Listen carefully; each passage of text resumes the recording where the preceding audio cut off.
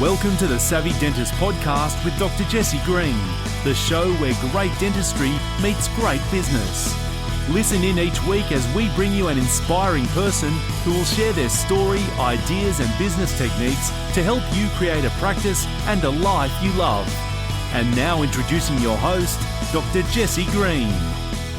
Welcome back to the Savvy Dentist Podcast, the show where great dentistry meets great business. Today, I'm very excited to be having a conversation about mindset and the inner game of business. I'm going to be joined by my good friend, colleague, and life coach, Rick Schnabel, who is an NLP master, trainer, and all-around good guy. He comes from Merimbula on the south coast of New South Wales and has been able to make an incredible shift out of the hustle and bustle of city life into a more measured and enjoyable pace down at Merimbula on the south coast. Rick, thank you so much for taking the time out of your day to come and hang with us, mate. How are you? I am fantastic, Jesse. How are you going? I'm really well, mate. I'm really well. And we've been having a bit of a chat off air for a moment. And I know you've been out surfing and I know you've been out doing a lot of fun stuff. It sounds like life's going pretty well. Life is going very, very well. I guess life goes well when you design it and you're willing to do what it takes to actually make it happen, as long as you've got the essence of a little bit of courage in there too. Yeah, totally. Which I think is going to be a really good topic today, because I really wanted to talk a lot about mindset and the inner game of business, because it's just an observation of mine, Rick, that when it comes to all things in life, but particularly in business, that the business will never really outgrow its leader or its owner. And my philosophy and thinking is, if we can help grow the person, we can help subsequently grow the business. And I just wanted to ask you up front, is that a view that you share, or is there any holes that you would poke in that to start with? No, actually, I would totally agree with that. I think that your business is typically grows to the size of your own thinking. And if your mindset is courageous and you're willing to take the steps, if your dream is big enough, I believe that you will totally amplify your business in such an incredible way. You know, over the last 16 years, I guess, I've been focusing very much in that space. And I completely agree with you that your mindset determines your maths in your business. That's a really wonderful quote. Mindset determined maths. I really like that.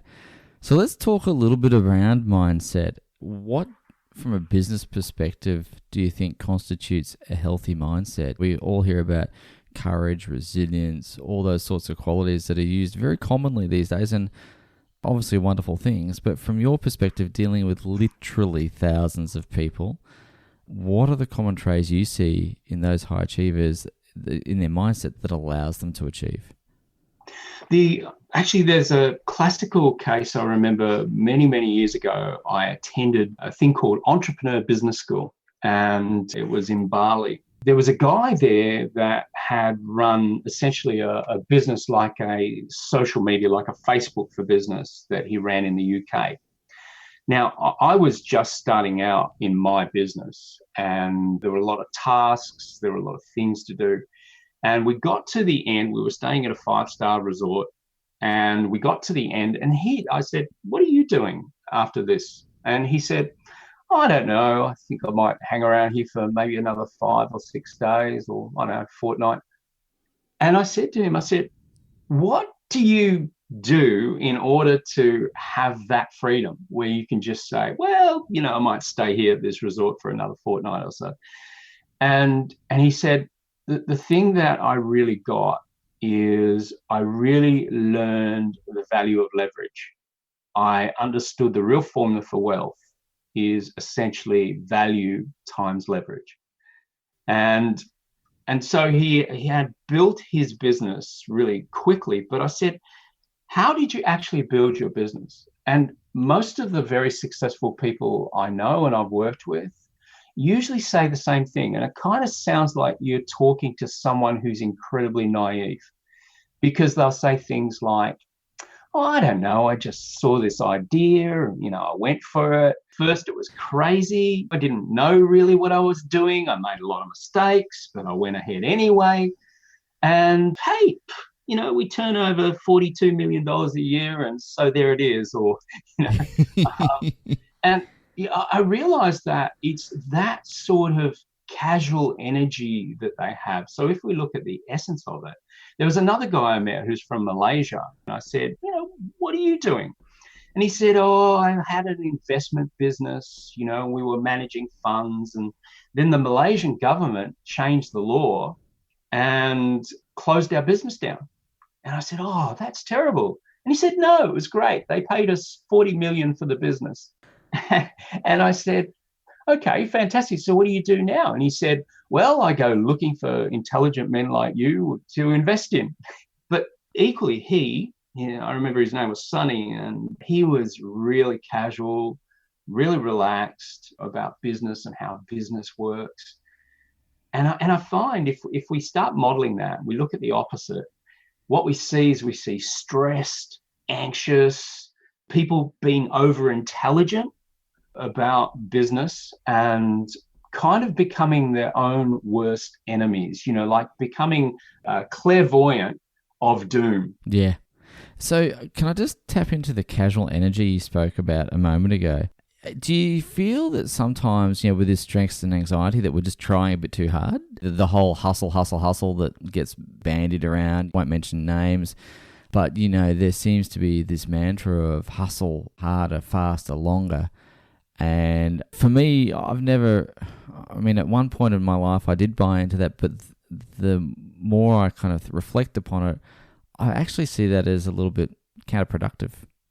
Yeah, I agree. I think one of the lessons that I learned very early in business, because I was very, very curious about the mindset and very, very curious about the philosophies that really were the rivers underneath very successful businesses. And what I found was there were some really simple principles. And one of my mentors that I chose in the very early days, and I chose this particular gentleman because he only seemed to work 2-3 months a year, and quite solidly when he did, but he would work 2-3 months a year. He was living in Singapore at the time, great home, living a great life. And I chose him as a mentor. And he said to me at one point, I was there diligently taking notes every time he gave me information. And he said, Rick, the first thing I've got to stop you on is, he said, I'm not an entertainer. I'm not here for your entertainment. And I said, what do you mean by that?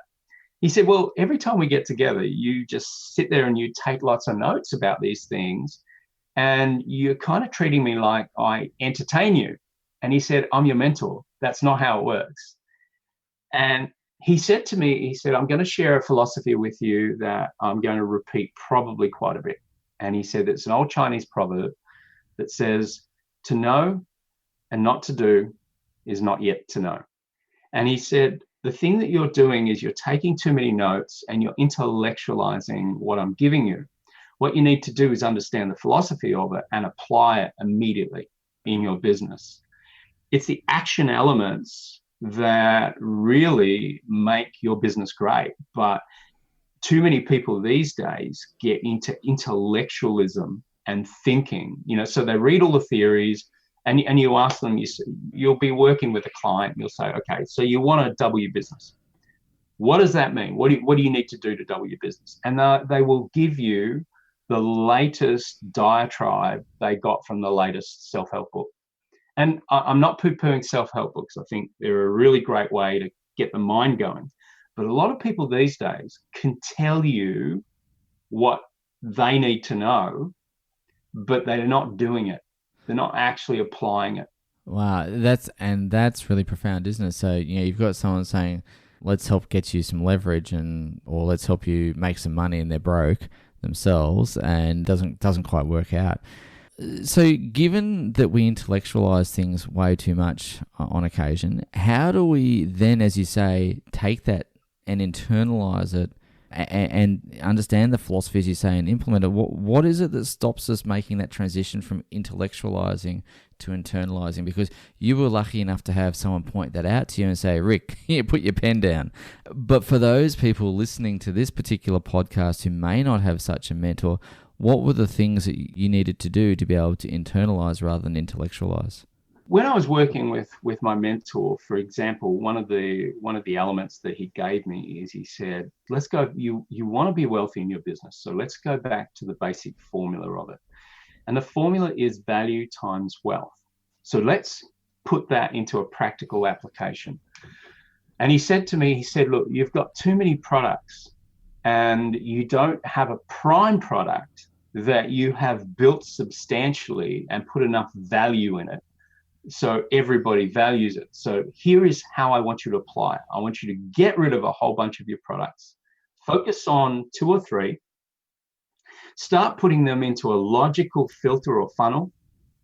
So here's your premium, here's your entry, and then focus on building those 3 products and make them such incredible value that it's a no-brainer for someone to say, yes, I want that. So that's the value component. Now, the leverage component, I said to him, well, what is leverage really? And he said, well, leverage really at the end of the day, it's kind of like you imagine a seesaw, and instead of putting a rock at the end of it to leverage something up, you put a damn big foot on it. And he said, so you've got to go out and find your damn big feet.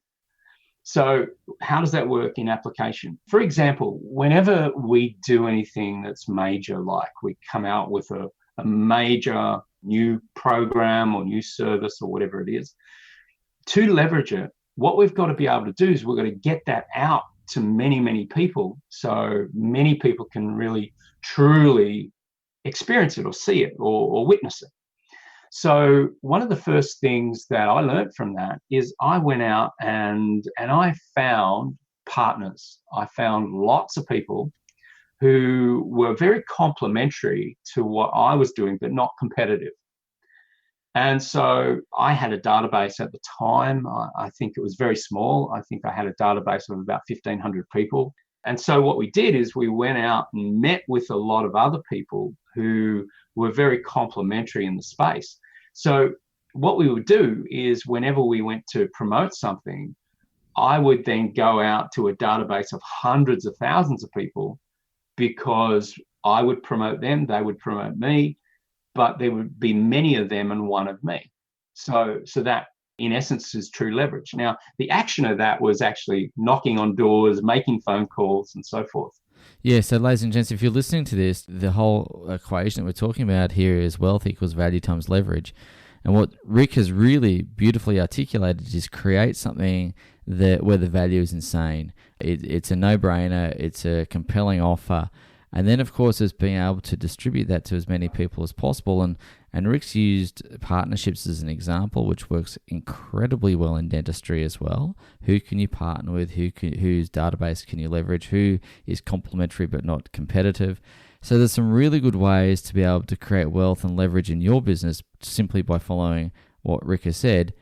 But again, not intellectualizing it, internalizing it, understanding the philosophy and thinking, how can I make this work for me? Because I guarantee there'll be someone sitting in the car going, but what's this database thing, Rick? I don't get that. So take the principle of leverage and think about how you can create that in your own business. So Rick, I really, really love that. But I wanted to ask you a little bit about story. And before we came on air, I was telling you about a lovely guy I was talking to recently. Tremendously nice chap. But when we sat down to do some coaching, there was story and then another story. And the amount of mental energy that this guy was expending was insane. He was really wound up emotionally. But in terms of traction and actually getting progress and making tangible leaps, it just wasn't happening for all the energy that we're spending. So I wanted to ask you how it is we get caught up in story and drama and the soap opera of life. How do we seem to get sucked into that vortex? And then, of course, how do we either stop it or get out of it? Actually, there was a client that I was working with last night that really epitomizes this and explains it quite well. This particular gentleman, of course, as we all know in coaching, we don't give anything away as far as client confidentiality. So let's call this guy Steve. So I'm working with Steve, And Steve is 34 years old. He's fairly young. He's new in a business, and he's very clever, very, very clever guy. And one thing that I've often found with very clever people is they become very clever because in a values system, intelligence is way, way up there. But most of these clever people, typically because they value intelligence so highly, they've always got their marks. They've always got their people that they put up on those pedestals. So they are always below them. So intelligent people often think they're stupid, crazily enough. And this guy was no exception. So what happens if we think about what creates behavior? It really starts at the level of identity. That is, who am I in this environment? And so this particular gentleman, Steve, when I asked him, who are you in your environment? He says, I'm the new guy. I'm the young kid on the block. And so I said, well, that identity is not going to serve you. And if you think you're the young guy on the block, then all the stories are all about the fact that I don't know enough, I'm too young, I don't have the wisdom, I'm not intelligent enough. And so the stories perpetuate the identity. So I've been very curious with this over the years because I've changed my own personal identity neurologically and completely physically in many ways. And I've realized that the very first starting point is the identity that we create. And I'll jump over to another metaphor, which might be very, very helpful. And this is my own personal story. For many, many years, I was born from a very poor family. And so there are sayings in the world, rotten fruit doesn't fall far from the tree, etc., birds of a feather. And all of these cliches lock us in to an identity pattern. So for me, I was the poor kid. I was the kid that didn't make enough money, didn't have enough money, and I was always going to be poor. When I went down the corridor of life coaching and neuro-linguistic programming, of course, I had the opportunity to really look at myself. And I was working in sales at the time. Now, I had an idea of salespeople. Now, in neuro-linguistic programming, we call this a complex equivalence. One thing equals another. So I'm in sales. And if you asked me and said, Rick, what do you think salespeople are? Which is, what is a complex equivalence of salespeople? I would say that salespeople were, excuse guys, if you're in sales, here's the disclaimer. I love salespeople. Do not listen to what I'm about to say. And I said salespeople were sleazy. They'd sell their grandmother. You don't trust them, etc., etc. So let's think about this. Here I am in sales. And here I am with this identity and this story. And so unconsciously, I'm resisting being successful as much as possible. Because if I'm super successful, then I'm super sleazy. I would sell not only my grandmother, but everyone else's grandmother and so forth. So what happens is this is how we get stuck in our stories, because we have some idea about it and it stops us moving forward. Now, here is what changed. When I was being coached with my coach pointed this out to me. And it was like an epiphany when I got this. I thought, oh my God, this makes so much sense. Now, where was I at the time? I was the worst salesperson in the history of this company. This company is American and Australian, and I was the worst in America and Australia. And I then got this epiphany. My coach did some work with me. I also was studying neuro-linguistic programming at the time. And I went from the worst salesperson to the best in the history of this company in 3 months. I started making in 1 month what I used to make in a year. So 1 month I'd make 60,000, another month I'd make 40, another month I'd make 80,000. Now that got such a contrast that they investigated me. I can remember they flew down from Sydney to meet with me and they said, come on, what's going on? How can a guy be the worst and move to the best? So I started talking about my identity, the complex equivalence, my coach, and they didn't even believe that. They just thought rubbish. They said, come on, what else are you doing? I said, look, I'm having more meetings. And they said, fantastic. It met their model of the world. And the truth is, this is what stops us, because we're locked in by our own model of the world, like a dentist. A dentist thinks that what you do is, as we were chatting earlier, you get the tools, you get the skills, you start your practice, you get out there. But that's BS. That's other people's belief systems. That's other dentists' belief systems. But there are some other dentists that leverage. There are other dentists that, go out and create multi-practices. There are other dentists that, put themselves as an expert and get up on stages and talk to people, and they become the super successful dentists. So because they're creating a new model of the world. So it's really our identity, who we think we are, all the stories that we keep that identity together, that keeps it intact. So we're going to divorce the identity, and we've got to create new definitions of who we truly are. And that sounds like lunacy. It doesn't hit our intellectual buttons properly, because we go, no, that's bullshit.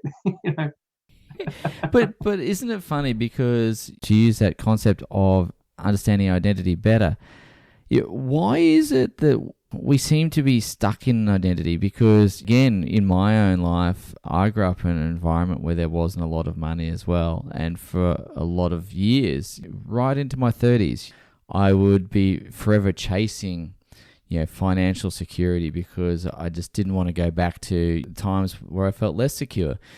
So how is it that we seem to take on these identities? Is it through experiences as a kid? Is it through all of those things? And then again, my question to you, Rick, is how do we then challenge that identity? Because I understand what you're saying, and I totally get it, and I totally agree with it. But for the audience listening to this podcast, probably driving to work right now, so don't get your pen and paper out, because we want you to internalize it, not intellectualize it. But equally, what would be something pragmatic that someone can do to at least challenge their current identity, to challenge those stories, and to break that kind of cycle now? Okay, well, let's start from the very basics. At the risk of sounding intellectual, the thing that we have essentially within us is we have, basically, we can go parasympathetic. We have a parasympathetic nervous system, which is, I quit. And we have a sympathetic nervous system, which is, there's no way I'm quitting, I'm fighting. So if we look at the very basis of that comes down to a very old part of our brain called the amygdala. And the amygdala is where we have the fight and flight system within us. So when we think about ourselves in society, is we have tribes called families, friends, colleagues. And all of those people, in order to remain safe, need us to show up as who we were yesterday. And if we don't show up as who we were yesterday, typically the conversational piece will be, is something wrong? Are you okay? There's something different. And we have a complex equivalence around difference, which means bad. Something's different's bad, unless you're in the advertising industry. So from that perspective, what we are aiming to do is we're aiming to show up in the same way all the time with the people around us, in order for us to feel safe and for them to feel safe. So there's a big risk when all of a sudden you change your identity. And sometimes we see this with women who will change their dress, how they do their makeup or their hair or whatever. We'll see this with men, when they change careers and they go from a suit to overalls, or overalls to a suit. And all of these things develop what is essentially our identity. Now, identity is a very complex thing. There's values, beliefs, meta programs, there's language filters, there's all sorts of things in our brain that determine our identity. So the thing that we need to do is, I mentioned this before, if we really want a new life, there is an aspect of divorcing our identity. Now, that's a courageous thing to do.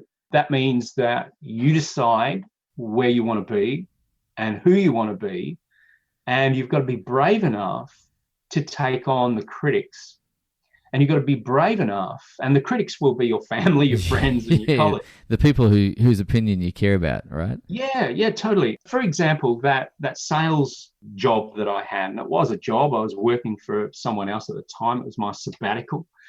And what was happening was I remember mentoring a guy because I was now the superstar of the company. I was on track to make $1 million.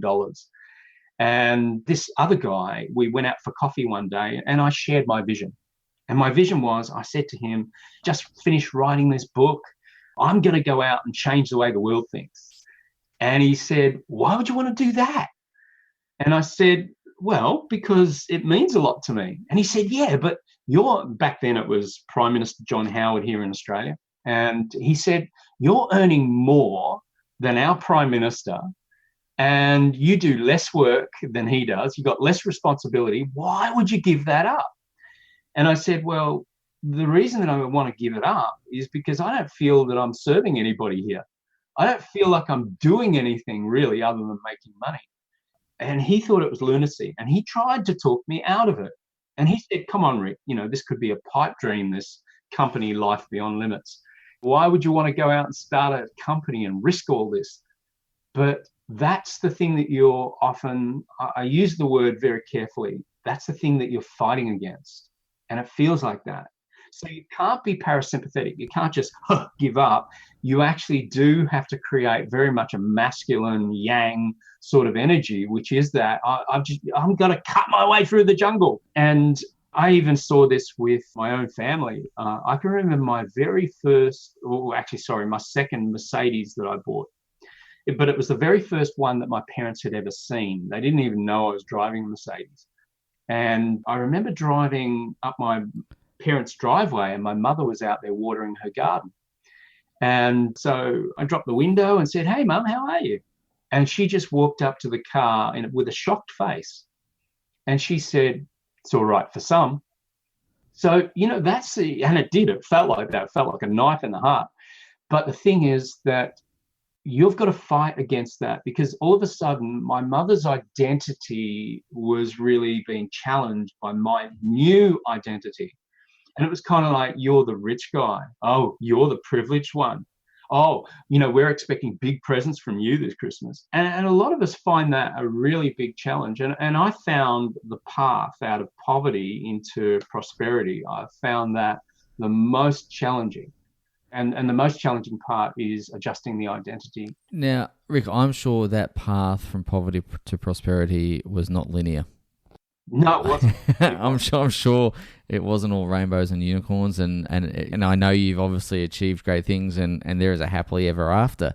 But before you got to that point, there must have been setbacks. There must have been times when you might have been derailed, and perhaps a bit of a relapse here or there, because that seems to happen on that journey of success, whatever that success may be for different people.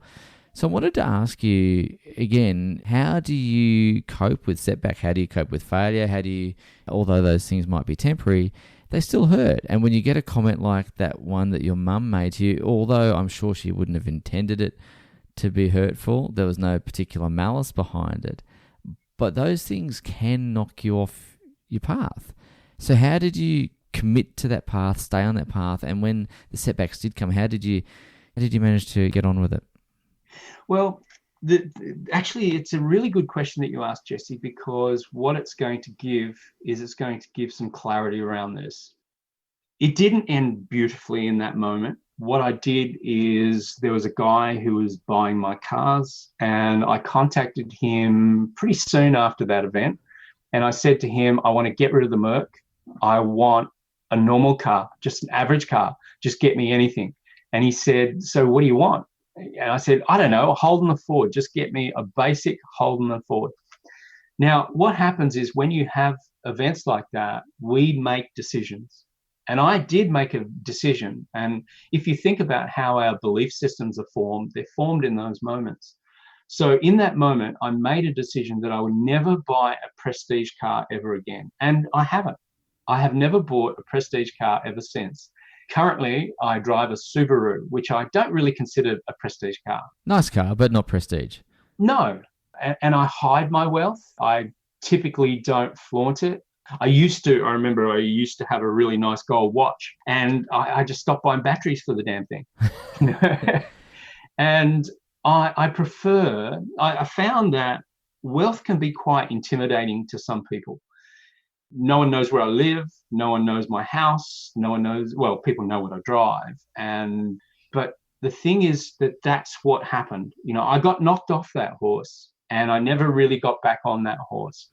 But was that a conscious choice, Rick, to not get back on that horse? Actually, it wasn't. It seems and sounds very conscious, but it wasn't. It was kind of the first conscious moment was when I made the decision to sell the car. That was conscious. But the rest, that is never ever buying a prestige car ever again, has been very unconscious. I don't go to a Mercedes dealership or a Porsche dealership. I'll go to a Subaru. I've had Subarus for years, and it's not really a problem. I don't see it as a problem. But if it is a problem, then what you've got to do is you've got to get into the unconscious programming, because the truth is 80% of success is really mindset. It still surprises me that the wider world has not joined these dots together yet. I want something, I'm not getting it. Where do I look? I look in my mindset. That's the first place I look. If I'm not achieving something, I ask myself, what belief is stopping me? What pattern? What memory of the past? What ridiculous strategy am I still applying that isn't getting me there? And I look at the neural place first. Isn't that interesting, Rick? Because as a dentist, we're trained around techniques, we're trained around tools, we're trained around process, we're trained around all that sort of stuff. And I'm a very strong believer that you've got to have the practicalities to go along with the mindset. But you need both, of course. Why is it that you think the wider world hasn't made that connection between the importance of mindset and output or indeed outward expression of success? I think it's very archaic. It comes from our educational system, and we're trained from a very young age. In our training, we talk about how do we form identity. And at the very first element, there's an element from 0 to 7 called the imprint period. And the imprint period is when we're like a sponge. Everyone that is around us, whatever they say, we take on as gospel. We don't question it. In fact, we haven't really formed what we call our conscious mind. And so what happens is we form our entire world based upon our family and the significant people around us. So what happens is we go into the educational system. Now, there's a lot of research that says that 70% of our creativity is lost by age 7. And that's because we move into a system that says, I'm going to tell you something, and then in order for you to get the marks, you're going to tell it to me back exactly how I told it to you. So it's very much based on a system of dogma. It's very much based on, rinse and repeat. And so we're very much taught that the only way that we get ahead is to hear something from somebody and be able to spit it back. So this is how we've turned into intellectual automatons. We basically think we're very clever, but in fact, we're starting to become quite stupid, in my view. I can't tell you how many incredibly intelligent clients I have that are struggling. They're struggling with a concept, an idea, an identity that they formed many years ago. And so my client, Steve, I said to him last night as we were doing coaching, I said, look, we're about to move into 2019. Here is what I'm proposing. What I'd like to do, I want you over the holiday break to determine the identity that you want to be. Forget about that you're not it, but I want you to determine the identity that you want to be. And then through 2019, what we're going to do is we're going to help you to form this new identity. And it means you're going to have to be courageous. It means you're going to have to be a little bit naive. And you're going to have to divorce this idea of being right all the time.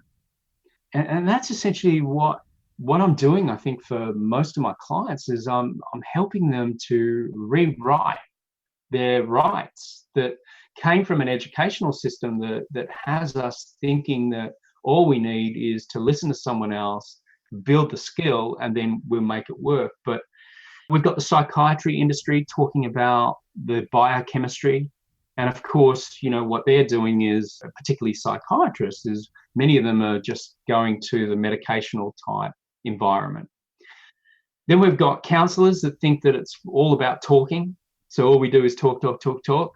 And neither is bad.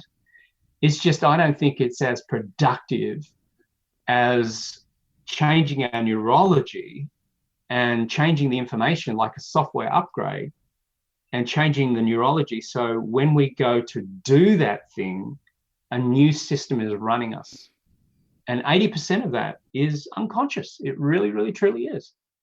Ladies and gents, if you've just joined us, I'm having a conversation with Rick Schnabel from lifebeyondlimits.com.au, and he's got a wonderful treasure trove of resources on that website. I'd really encourage you, if you've enjoyed our conversation so far, to head across to the website and tap into some of those resources. You can get a bunch of videos there and so on and so forth. There's some really wonderful tools that Rick's got there, and I'd certainly encourage you to head across. Rick, I wanted to ask you a question.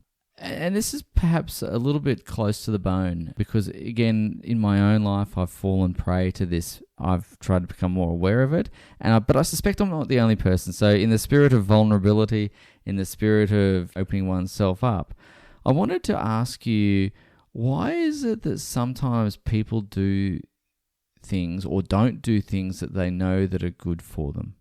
There could be eating the wrong food, not exercising, but equally, I've observed in some other friends and colleagues as well, where they make a decision where it's almost slightly self-harm in a way of just a crappy decision. You kind of go, oh, don't cut your nose off to spite your face, that kind of thing. Why is it we do that? The truth is, we've got this element inside, we call it intuition. And the intuition tells us what is kind of the right thing to do for us and the wrong thing to do for us. But it's a very simple question, but in truth, it's a very complex answer. So let's make it very specific to make it easier. Let's say what we've got somebody who is constantly going, their pattern is they're eating lots of ice cream. They're eating tubs of ice cream. And how is that a problem? Well, they're putting on weight and they know that it's not good for their cardiovascular system or other systems. So they want to change this behavior. The first thing and I've done a lot of this over the years, the first place that I would go is I'd look at, why is this behavior happening? What feeling are they actually getting from it? And what I've found quite classically in these sorts of cases, particularly with foods, is we've got to get down to the basics. And the basics is that you'll often ask a person, why are you doing that? And they'll say, I don't know, it just feels good. Now, when you look at that and you say, what is the intention of this behavior? The intention is to feel good. Okay, could there be something else that you could do that would feel good? And they would often say, no, not as good as eating ice cream. And so what that starts giving us clues as a coach, particularly from a psychological standpoint. They are not feeling good. And so they are going to the ice cream to feel good. So what you've got to do is you've got to work with that client and almost get them to close their eyes and imagining themselves going to the fridge to get the ice cream. And then get them to go back very slowly and imagine themselves going back very slowly right up until the time they recognize the feeling is bad, and then go back just a little bit further to find out what is the thinking that is happening around that. And that's what you coach on. And so, for example, they might say that I was just thinking about my mother. And say, okay, what were you thinking about your mother? I don't know, we just don't get along. Have you ever got along? No, not really. And one thing that humans want more than ever, more than air, is love. They really do. And over the years, I can't tell you how many people, they go, my business is failing. And it comes back to the fact that their mother doesn't love them or their father doesn't love them. And I know that sounds like a massive divide, but it makes sense when you start working with someone that quite often, like Tony Robbins, who's fairly big in the industry that I'm in. I remember chatting with him once, and he shared with me this story that the reason he does what he does, he tracks a lot of men to his seminars and so forth, mainly men, women as well, but mainly men.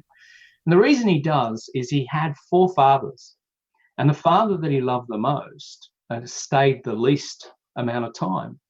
And what he's been doing for much of his life is he's been creating these big seminars with lots of men coming, going, "Oh my God, you're amazing, Tony," which is what he wanted his father to say to him. Doesn't that break your heart? So that fuels us. It really does. So I hope that kind of explains your answer. Yeah, no, it totally does, because it's just always fascinated me why people sometimes do things that are not in their best interest, and it's just always made me curious to understand that a little deeper. So thank you.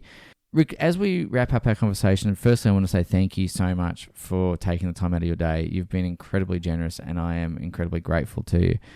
I do have one last question, because one of the things I like to think about is sports a lot, and the cricket's on at the moment. I'm a cricket nut, but I also really like tennis. I was reflecting on Tim Galway's book, The Inner Game of Tennis, which I think is a really wonderful read. But I wanted to ask you, from your perspective, what does winning mean? That's a really good question. The truth of the answer is that it is very individualistic. It's always going to come down to the individual. Like, for example, if you ask me the question personally, what does winning mean to me personally? I'm not a hugely competitive person. And I guess underneath that, I have a value system that is really about kindness. I really want the world to be kinder to one another. And so sometimes I see competition as people working against each other, not working together. And so for me, winning isn't important. However, I've worked with many superstars in the sporting industry, and winning to them is at all costs. Winning is critical and crucial to them. But again, it comes down to identity. What does it mean to us when we are winning? Now, talking back to, let's say, Tony Robbins, I remember him sharing a story of working with Andre Agassi many years ago. So Andre was doing really well in tennis. He was way up there, and he broke his wrist. And after he broke his wrist, he never seemed to recover his game. He was married at the time with Brooke Shields, and Brooke said, why don't you just go talk to someone, like Tony Robbins or someone like that? So eventually he did. To cut a long story short, Tony showed him a number of videos, and he said, "Andre, what was going on in that video?" And he showed him a time where he got totally slaughtered in the game. And, what he was doing was he was bouncing the ball very haphazardly. He was keeping his head down. He wasn't looking at the opponent. And he said, "What were you thinking in that moment?" And he said, "Oh my God, that guy slaughtered me in a match about 6 months prior. And all I was thinking was, oh my God, I don't know whether I could tolerate the shame of losing again." So he said, interesting. Just your mental thought patterns in that moment determined the outcome of that match, which he lost again to this guy. So he said, "I want to show you another video." And this is back in the days of videos, of course. And he put in a video of him winning Wimbledon. And it was that moment again as he's bouncing the ball ready to serve. But this time, his head is up and he's looking down his nose at his opponent. And he's bouncing the ball with passion and with aggression. And he says, "What were you thinking then?" And he said, "I was thinking this guy shouldn't have got up this morning." And he said, okay, so one thing that I love about NLP, neuro-linguistic programming, a lot of it's got to do with modeling. So over the years, I've worked with a lot of sports people, and, much of it comes down to modeling. So what modeling means is what we're thinking, what we're feeling inside, and it starts getting very specific. Like, where are you feeling it inside? And sometimes it gets weird. Like people say, whenever I'm winning, it's like an explosion in my heart, like fireworks in my heart. Okay, what about when you're losing? Well, when I'm losing, it feels like a pumpkin in my gut. So it's really getting specific, getting down to, these metaphorical type concepts, but these metaphorical concepts determine our outcomes. So the thing that you're doing when you talk about winning is, the question is, if you want to win more, you then have to model when you are winning more. You have to really understand, what were you thinking? What were you feeling? What were you saying to yourself? What was the sound that you heard in your head? And we turn it into what we call a VAKAD. So visual, auditory, kinesthetic, and auditory digital, which is auditory digital is a self-talk that we speak in our heads.